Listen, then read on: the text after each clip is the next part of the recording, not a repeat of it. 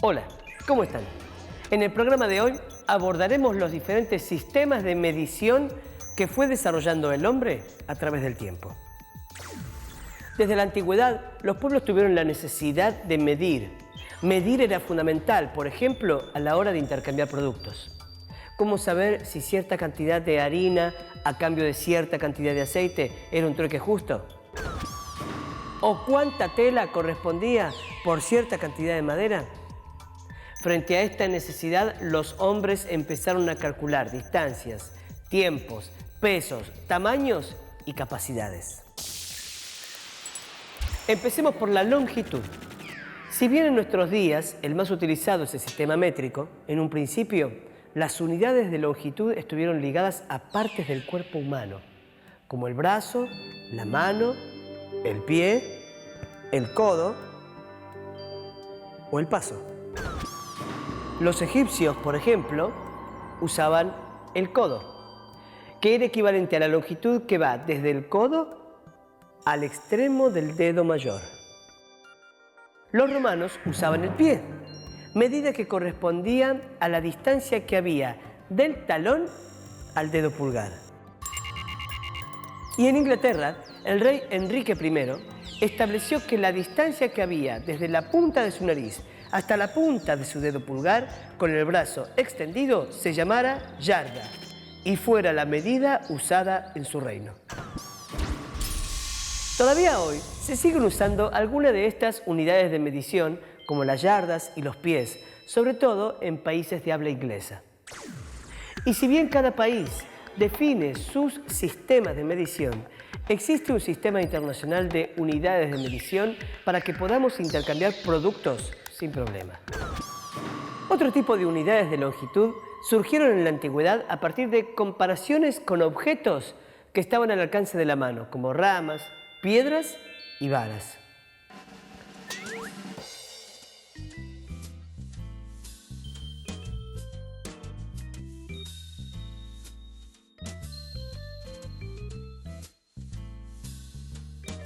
Por suerte, estos sistemas ya no se usan en nuestros días.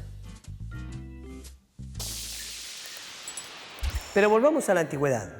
Entre las cosas que los hombres necesitaban medir, había una muy importante: el paso del tiempo. Para conseguirlo, se basaron en la observación de los movimientos del Sol, la Luna, las estrellas y otros fenómenos naturales que se reiteraban siempre. Y estas unidades de tiempo también se usaron para calcular superficies. ¿Saben por qué?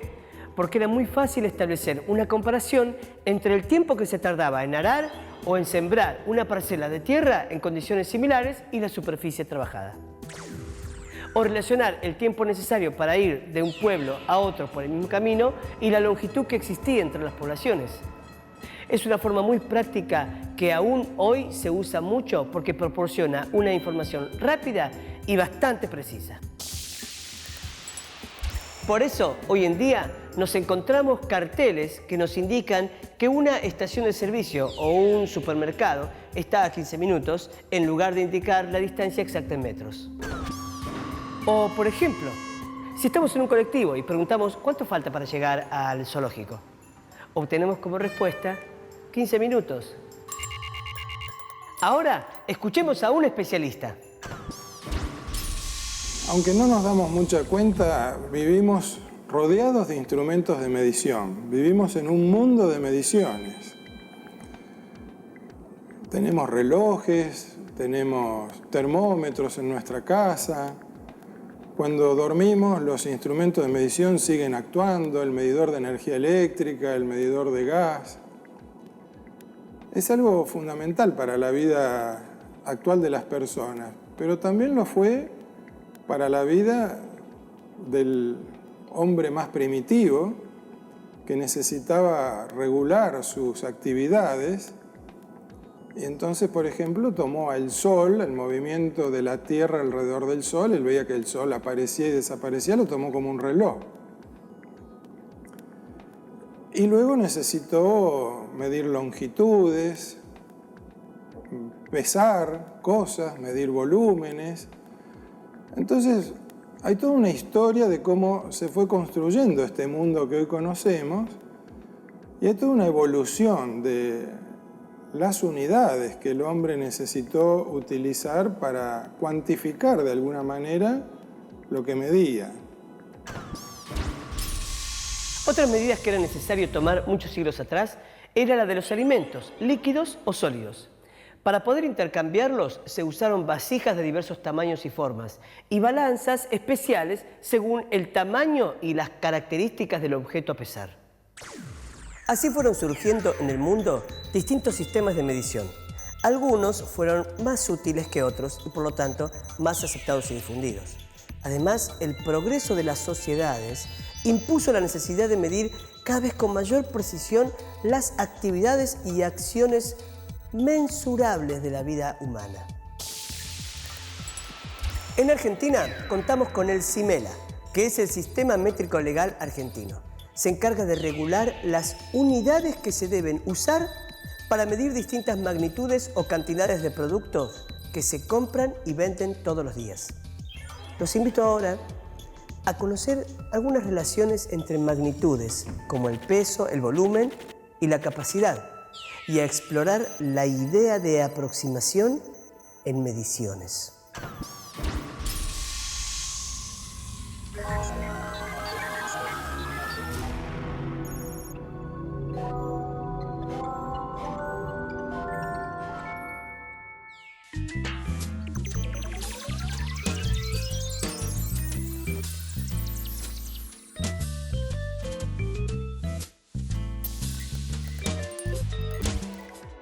En nuestra vida cotidiana es habitual que necesitemos calcular qué valor tiene un objeto o cuánto mide o pesa, aunque no sea de manera exacta. Es muy frecuente que nos manejemos con medidas estimadas. Por ejemplo, calculamos que 6 naranjas son aproximadamente 1 kilo. Otra cosa que estimamos permanentemente es cuánto tiempo nos llevará a trasladarnos de un lugar a otro para no llegar tarde. Perdón, me esperen. Es frecuente que se trabaje con medidas estimadas. Por ejemplo, estimamos cuánto dinero necesitamos para un viaje. Supongamos que podemos tomar unas vacaciones de 10 días en algún lugar que deseamos conocer. Tenemos que calcular que pagaremos 10 noches de alojamiento, cuyo costo podemos estimar en 60 pesos por noche. También podemos anticipar que gastaremos 30 pesos por día en comidas y 15 pesos en otros gastos, como traslados o comprar un rollo de fotos. Estos gastos suman un total de 105 pesos diarios, que multiplicados por los 10 días da un total de 1.050 pesos. Una vez hecha la estimación, al viaje deberíamos llevar 1.100 o 1.200, por las dudas. Veamos otro ejemplo. Cuando se hacen actos políticos en la Plaza de Mayo o en las plazas centrales de las capitales de nuestro país, nunca hay acuerdo sobre la cantidad de asistentes. Si los organizadores dicen que concurrieron 50.000 personas, los opositores dicen que fueron 25.000. Pero ¿cómo se puede estimar la concurrencia a un acto de manera más objetiva? Veamos, una manera es obtener una imagen aérea de la concentración de gente para estimar la superficie ocupada. Luego, considerando que hay un promedio de 4 personas por metro cuadrado, se puede estimar la cantidad de gente que concurrió. Estimemos con cuánta gente se llenaría la Plaza de Mayo. Podemos estimar que la plaza tiene 1 cuadra de ancho. Eso, sumado a las calles de los costados, da una longitud de, digamos, 150 metros. La plaza tiene además 2 cuadras de largo. En este caso, con 3 calles, aunque en una de ellas no suele ubicarse gente, lo que nos permitiría tomar unos 250 metros de largo. Por lo tanto, tenemos 150 metros por 250 metros, igual a 37.500 metros cuadrados. Como por metro caben 4 personas, multiplicando nos queda que en la plaza entran aproximadamente 150.000 personas. Por supuesto que este valor no es exacto y puede tener variaciones. Pero si el organizador de algún acto dice que convocaron en la plaza a 500.000 personas, podemos estar seguros de que está exagerando. Como vimos, para estimar medidas no hacemos otra cosa que poner en juego nuestros conocimientos. Muchas veces, sin darnos cuenta, establecemos relaciones entre distintos objetos. Por ejemplo, yo sé que si me pongo en punta de pie, voy a llegar a agarrar una naranja de un árbol porque veo que la rama no es tanto más alta que yo. O que la distancia que recorro para ir a la casa de mi amigo Manuel es casi igual al largo de una cancha de fútbol. Muy bien, como ya dijimos, aunque nuestros cálculos no sean absolutamente exactos, estos recursos matemáticos nos ayudan mucho en nuestras actividades de todos los días. Reflexionar acerca de la importancia del proceso de estimación da una visión más amplia de los procedimientos que nos ayudan a tomar decisiones sobre las unidades y escalas apropiadas en problemas que implican medidas.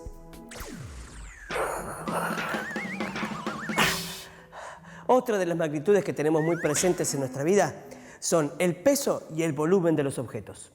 Muchos objetos que parecen iguales pueden tener en realidad un peso muy diferente. Pero veámoslo con una prueba, así nos queda claro. Si tomamos estos dos mates, podemos ver que parecen iguales, pero su peso es muy distinto. Incluso muchas veces nos encontramos con objetos que ocupan mucho más espacio, pero sin embargo son más livianos que otros más pequeños. Entonces, podemos decir que el espacio ocupado y el peso de un objeto son características diferentes e independientes entre sí. Ahora veamos cómo se miden la magnitud peso y la magnitud volumen. Ya sabemos que para comunicar cualquier magnitud contamos con sistemas de medidas que son socialmente aceptados y están legalmente vigentes. Esto es fundamental para el desarrollo del comercio internacional, la ciencia y muchas otras actividades. Pero vayamos a un caso concreto. Si queremos medir el volumen de esta caja cerrada, nuestro primer paso es elegir una unidad de medida que nos resulte útil. Para eso fabricamos una caja cúbica de 1 decímetro de lado, es decir, que nuestra caja tiene 1 decímetro de ancho por 1 de alto, por 1 de profundidad. Por lo tanto, decimos que su volumen es 1 decímetro cúbico. Ahora tenemos que ver cuántas de nuestras cajas unidad entran en el lugar que ocupa la caja que necesitamos medir y así determinaremos su volumen.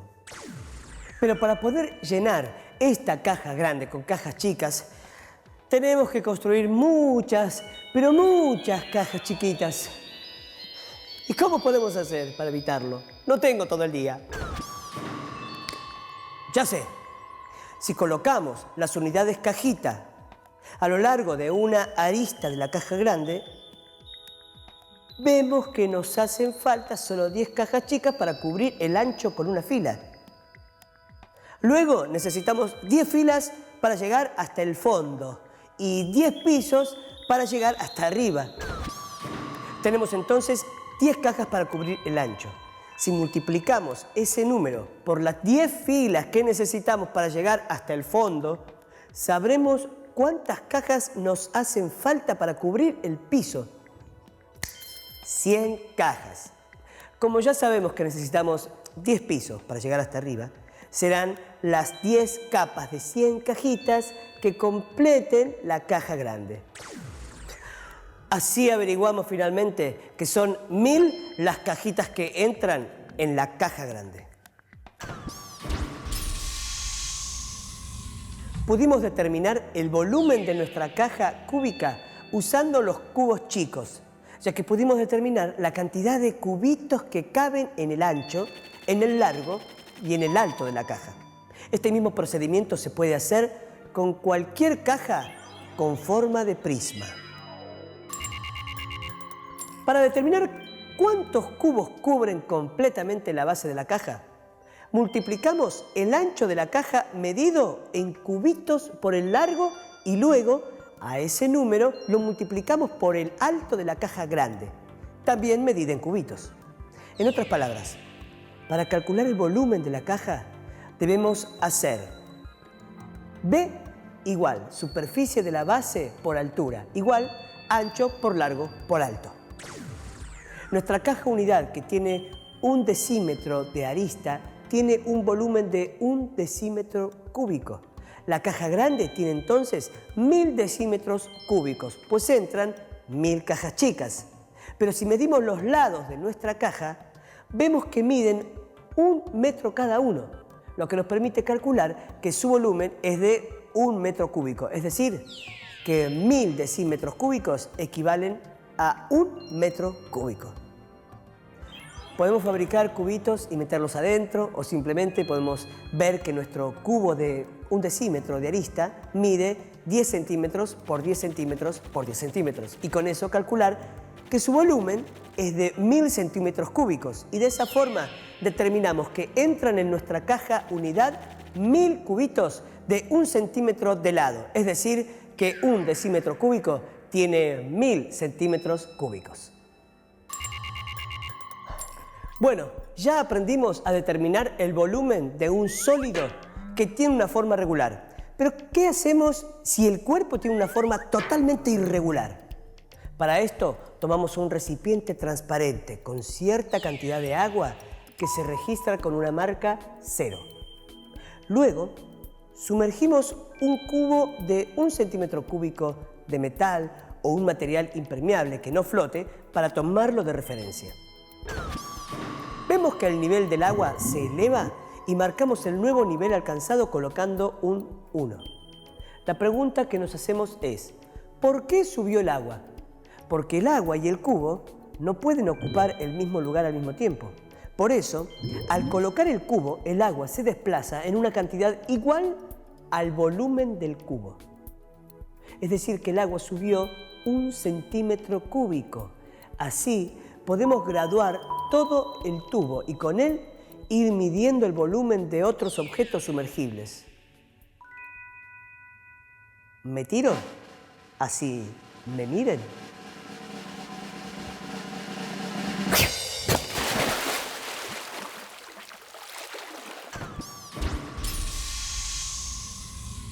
Ya hablamos bastante de cómo se mide el volumen de un cuerpo, incluso el mío.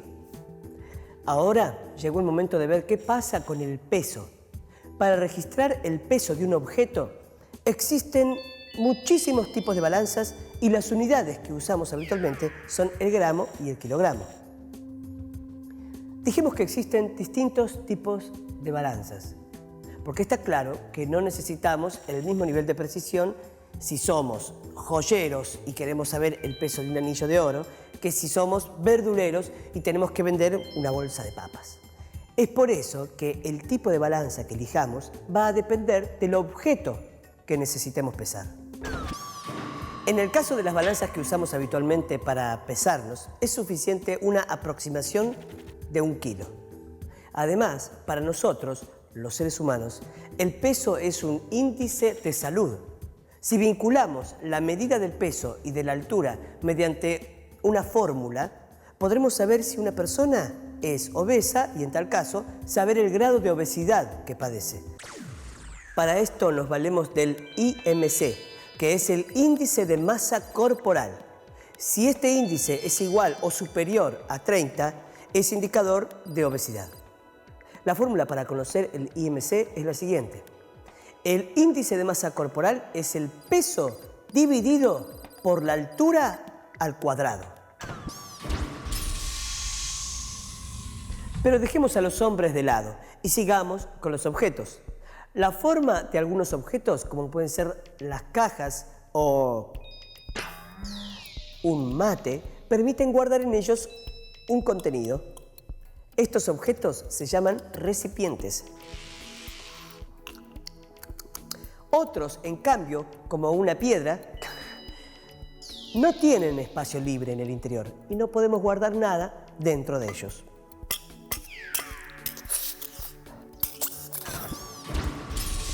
Un recipiente es un cuerpo hueco que puede ser llenado con un líquido, como los envases de leche o las botellas de gaseosa, y la cantidad de líquido que cabe en su interior es su capacidad o volumen interior.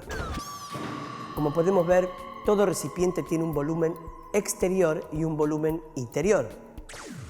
En los casos en que el material del recipiente es muy angosto, la diferencia es mínima, pero puede estar hecho con un material más grueso y, por lo tanto, la capacidad del recipiente puede ser bastante menor que su volumen exterior. En otros tiempos, en la Edad Media, se medía la tierra en función del día de trabajo que era requerido por un hombre o que era requerido por un buey para labrar una determinada porción de tierra. Otros tomaron como unidad de medida la cantidad de granos que se podían sembrar en un día, y eso dependía de cuántos granos aceptaba la tierra. Entonces era una medida más interesante para lo que el hombre necesitaba. Bueno, ese concepto fue cambiando. Hoy hablamos de medidas de longitud, de superficie, de volumen. También el hombre pesa desde la antigüedad, porque para comerciar necesitaba comparar el peso de un alimento, de arroz, de una vaca, de lo que fuera, y entonces inventa las balanzas, inventa las pesas, y esto también va siendo objeto de uso en las civilizaciones más diversas. Mismo los africanos tenían pesas. En tiempos lejanos se han encontrado pesas muy distintas a las pesas occidentales conocidas, pesas con forma de estatuillas, por ejemplo, pero eran pesas, lo cual indica un grado de civilización importante.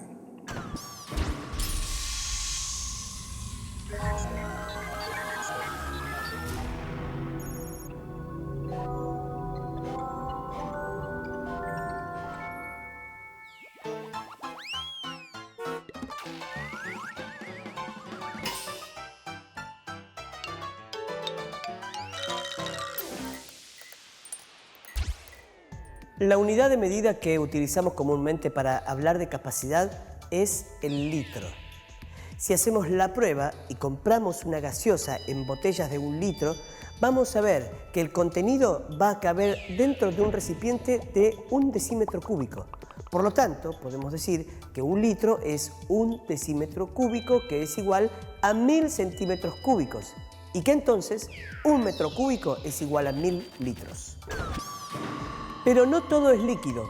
Pensemos en el caso del helado, un tema que me interesa particularmente. El peso de 1 litro de helado va a depender de los ingredientes y de los distintos procesos de fabricación. No va a pesar lo mismo un vasito lleno de helado de limón al agua que el mismo vasito lleno con chocolate con almendras riquísimas y exuberantes, ¿no?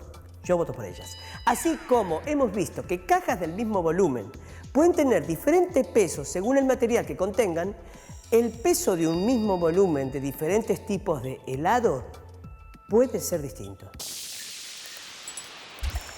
Dame uno de limón. No, dame uno de chocolate, con almendras, bañado. Si llenamos una botella de 1 litro con agua y la pesamos, tendremos que pesa aproximadamente 1 kilo, pues el agua pesa 1 kilo. Y hay que contar que el envase también pesa. Si lo hacemos con una sustancia como alcohol, veremos que su peso es diferente, aunque usemos el mismo recipiente de 1 litro.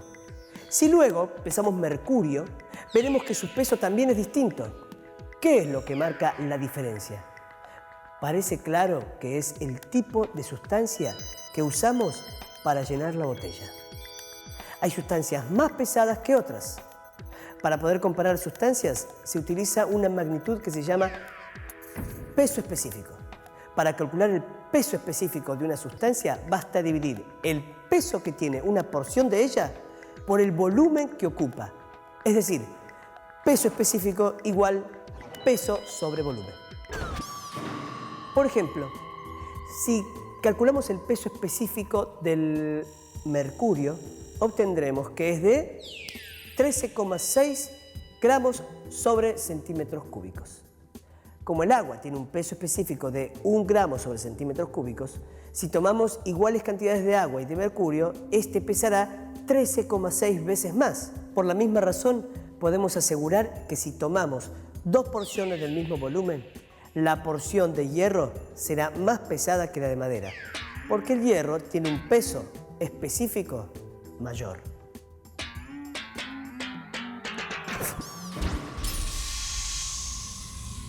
Como pudimos ver a lo largo del programa, desde la antigüedad los pueblos tuvieron la necesidad de desarrollar sus propios métodos para efectuar mediciones. Algunos perduraron en el tiempo y los seguimos utilizando, como es el caso de las pulgadas, y otros se fueron reemplazando por sistemas más precisos. Aprendimos que hoy en día cada país elige su propio sistema de medición, pero que al mismo tiempo existe un sistema internacional de unidades de medición que es fundamental para establecer lazos comerciales entre diferentes países. También vimos cómo en nuestra vida cotidiana muchas veces necesitamos conocer el peso de un objeto o la cantidad de líquido que cabe en un recipiente, y para eso realizamos estimaciones que nos sirven para resolver problemas simples. Además, aprendimos que desde diferentes disciplinas podemos requerir datos estimativos y trabajar con ellos. Trabajamos también sobre las magnitudes peso y volumen. Vimos cómo un objeto podía tener un volumen mayor que otro y ser más liviano, y otros casos en que los materiales con que están hechos tienen distinto peso específico. Aprendimos a calcular el volumen de un prisma y a medir el volumen de un objeto de forma cualquiera. Hablamos de cuestiones de peso y vimos que existen diferentes tipos de balanzas, con precisiones distintas para pesar objetos totalmente diferentes. Trabajamos con recipientes y vimos que la capacidad dependía de su volumen interior, que podía ser casi igual o menor que el volumen exterior de acuerdo al material con que estuvieran hechos. Vimos el ejemplo de los helados. Chocolate. Creo que por suerte quedó alguno por acá. Bueno, hasta el próximo programa.